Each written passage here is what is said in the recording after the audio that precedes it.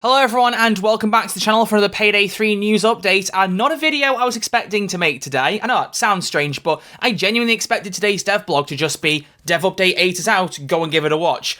But instead, it seems like Starbreeze are really firing on all cylinders this week with the amount of news that's been coming out. A new Payday 2 update, game director changing, a new dev update explaining what's coming out on Monday, the video of which is here, and then also announcing that the armor system is getting completely reworked by the end of the year, which is just fantastic. There's some really good stuff to dive through in this blog, and I'm really excited to do so. I just wanted to quickly mention that Dev Update 8 is already out, and honestly, this is more of a compliment to Starbreeze. Their communication's been really good with this particular chapter cycle. A lot of the stuff in this update has already been put out on their YouTube or their Twitter or anything in between. The only notable things to pick out we didn't already know about are these three free masks, Market Maven, Stock Ticket, and Profit. They'll be out in Monday's update for free, as well as some Twitch drops, which are American Psycho themed. Really cool. They'll kick off on Monday as well, and you can watch my Twitch when I stream the update on Monday night at twitch.tv/RedarchaLive and get the drops for yourself. I will also be live tonight at about 7 PM BST, so go and check me out. I'll be talking about this armor system because I've got a lot to say, and it's all remarkably positive. I have a couple of tiny nitpicks, but really nothing major to pick apart. So,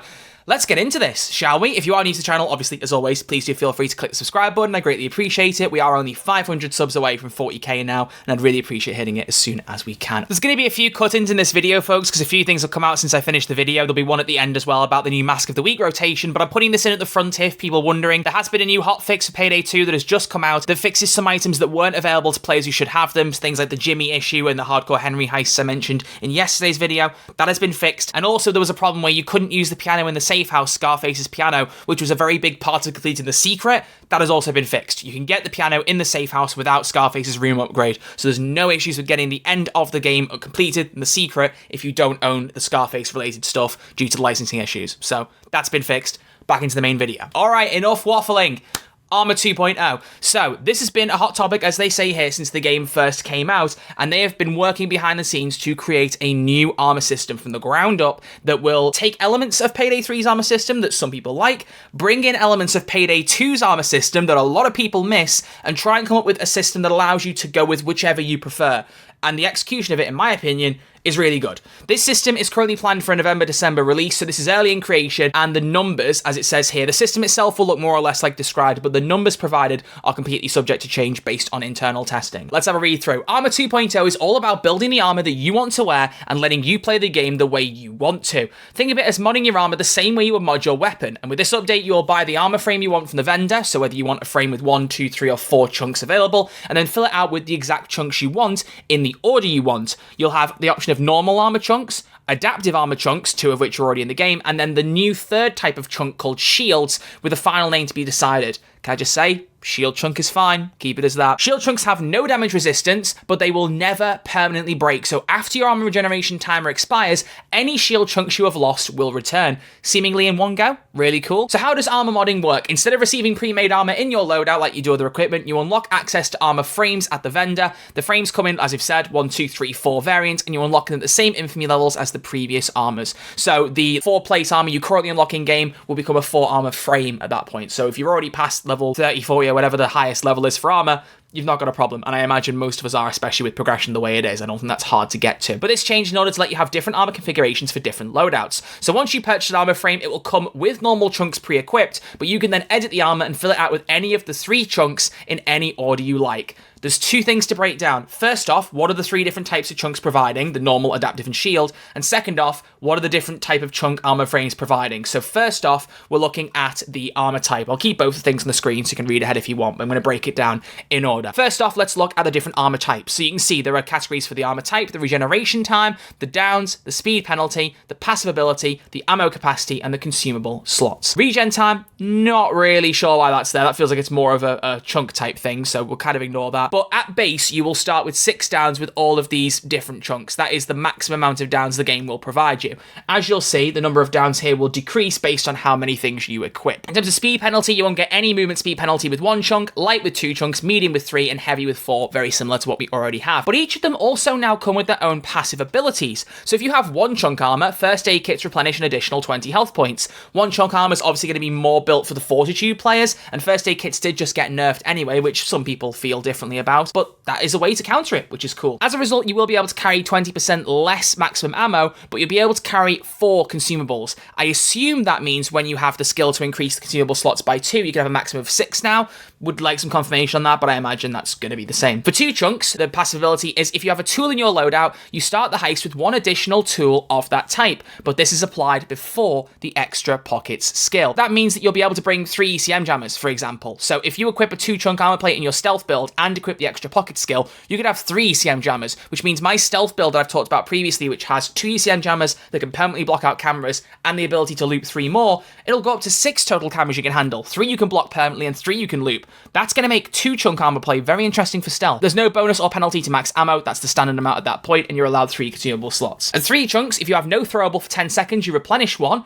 That's really cool. That means you've always got a throwable handy, or most of the time, and there's 20% max ammo capacity and 2 consumable slots. And for 4 chunks, you get 40% more armor, 2 consumable slots again, but using an armor repair kit or armor bag prevents all armor damage for 3 seconds. That's really cool. It stops those little annoying moments where you're trying to pick up armor in the middle of a firefight and then you lose it all right after picking it up. It gives you a bit of a grace period, which I love. This is really good. This is really, really good stuff. I really like it. Then these base stats are modified by which chunks you equip on the armor frame, and as I've said, normal, adaptive, or shield chunks. And there's 2 sections of information about them. Their regen time will vary, so how quickly you'll heal damage back. So with normal, they take a little bit of trauma damage, if you remember. Sometimes damage is applied permanently. Sometimes you get a little red flashing bar for a chunk of it that might come back. Those little chunks will come back in 1.5 seconds. Adaptive, they heal the full plate as long as you've not lost the plate. That will take 2 seconds. Whereas shields will take 3 seconds to heal, and it doesn't matter what damage you've taken and how many chunks you've lost, they'll all come back after 3 seconds, which is just fantastic. As a result, there is a slight compensation in terms of damage reduction. Normal will reduce your damage by 30%, adaptive by 10%, and shield by 0. And right on cue, this is perfect. Thank you very much, by the way, to Starbreeze for sending me this early. They have sent me a new version that adds in a sentence I discussed with them. Yes, here it is. So, the effective skills, I want to look at that separately. So let's carry on. If your total number of downs would go below 1, you will have 1 down at the start of the heist instead. When your armor regenerates, all chunks they're able to regenerate will. So if you lost your shield chunk and are currently on an adaptive chunk, once your armor regenerates, both the adaptive and shield will be restored. So that regeneration is for any lost damage you can regain at that point. You can mix and match, and that's what's really interesting here. The thing I asked Starbreeze about that they've now added in, though, is I was personally wondering, there are skills that increase the number of downs you can have, and as you can see, the number of downs you have equipped will be reduced based on the armor and the different type of plates you carry. Bear in mind, you start at 6 downs, so if you have, for example, 4 chunks of shield, you'll have -8 downs, which means you'll have -2 downs in the game. As it says here, you'll be auto brought up to 1 down, because you'd have to be. But I said, is it going to work like Payday 2, where in 1 down, if you have the skill to increase your downs by 1, you could go in with 2 downs? It won't work like that. How it's going to work is that downs can go into the negatives. So if, for example, your armor setup puts you at -2, like I just suggested, and the minimum number of downs is 1, adding a skill will give you +1 down, but that will apply to the -2, not to the 1 it auto pushes you up to. So basically, you'll still be put back up to 1 down because you haven't managed to make it back up. The skill could come in handy based on certain circumstances. It's not completely making that skill useless. Would I have preferred it to work like 1 down? Personally, yeah. I feel like 1 extra down isn't really going to cause you much harm, and I think it would be nice for the skill to have an actual definitive use, regardless of the armor you bring. Different people will feel differently on that, and that's totally fair. That's just my personal take. Love to know what you think in the comment section below. But basically, the skill will apply, but if it doesn't bring you back above 0 downs, it's not going to really have much difference. So just bear that in mind. They do clarify, though, that while the armor frames are unlocked via infamy levels, the chunks are not. So no matter what frame you've got unlocked at any point, you can use any of the chunks within it. So that's fine. They do also provide you with some very nifty examples, though, of the armor system. Let's have a little bit of analysis of each of these examples just to showcase how it works in more detail. Firstly, we've got a player who picks a 3-chunk frame and adds adaptive, normal, and normal chunks in that order. So what happens is you'll get a 5-second regeneration time to heal any damage that you've lost that applies to normal or adaptive armor, 2 downs, a medium speed penalty, and if you have no throwable for 10 seconds, you replenish that throwable, plus 20% ammo capacity, and 2 consumable slots. If you instead go for a different layout with shield, adaptive, and normal in that order, then you'll get a regen time of 6.5 seconds, a down, a medium speed penalty, again, the same passive ability, same ammo capacity, same consumable slots. So some things will carry over, regen time will change based on what you bring along long though. So bear in mind, the regen time for a shield plate is 3 seconds, but it's added on to what else is brought along. So if you have, for example, 4 shield plates, it'll be a 12-second regeneration time. So do bear in mind that that will change based on the regen time of the individual plates that you bring along. So just keep that in mind. Example 3 normal plates and a shield plate, 7.5-second regeneration time, 1 down, a heavy speed penalty, and the armor repair kit bonus, so getting all armor damage negated for 3 seconds after using an armor repair kit or armor bag, plus 40% ammo capacity and 2 consumable slots, or the final option, 1 chunk and it's just a shield chunk. You get a 3-second regen time, 4 downs, no speed penalty. First aid kits will replenish extra health points. You'll get 20% less ammo in your overall loadout, but 4 consumable slots. That one I think is really interesting. I think it's going to be fun to experiment with the shield ones. For me personally, I know they're probably trying to encourage you to use different plates, but for me, I feel like I'm going to go full shield. That's one thing I did miss with the armor system. Payday 3's gameplay, as we talked about before, is very much you can't stay forever. You have to get out at some point, which I get, but I do like the freedom of sticking around as long as I want, especially in heists like Cook-Off. I want to be able to not be panicking too much, like to coordinate my loadout well and be able to survive well if I know what I'm doing. And you can do that currently, but armor being like this would make it more fun. What will be the interesting experiment though is it's not just what you bring along if I go all shield, it's how many shield plates I bring. Maybe I want all shield armor, but maybe bringing 2 chunk frames with shields is going to be better than 4. Who knows? It's going to be really fun to experiment with. I'm really keen for it. I hope that's obvious. The team is working hard on this feature and we're aiming to release it December 2024, but long term we would like to support this feature with new chunk types and skills that will also help you build more around the adaptive and shield chunks and not just normal chunks. Let us know what you think. We hope this will allow you to use the defensive playstyle you enjoy, and if that playstyle happens to be dodge, don't worry, your time will come too. They really have been leading towards dodge, so fair enough. Sounds like we'll get more for that in the future. There's also mention of Dev Update 8, so you can see here there should be an embed for the video, but obviously this is a screenshot, so that's not there. So that is the dev blog, a very big insight into the armor system, and like I said, I've got so little to criticize there, and even what I've said is not really nitpicks, it's just like, I wish it would work like this, and I know that's unique opinions, and if the majority disagree, I'll bow to you, I don't care. The system is just absolutely brilliant.